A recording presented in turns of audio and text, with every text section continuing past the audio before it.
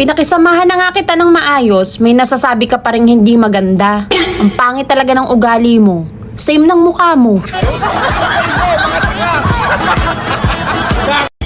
Kung stress na stress ka sa akin sa personal, bisitahin mo ang social media ko.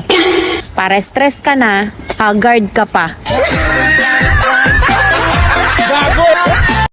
Ang ganda talaga ng ibang tao kapag gumingiti, no?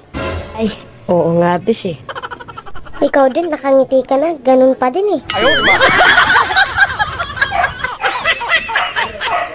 Ganito lang ako, malakasan sa aking simpleng tao. Lagi kong galang pagyayabang ko lang sa'yo.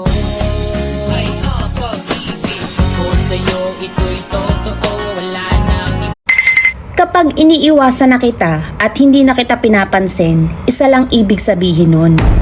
Kailangan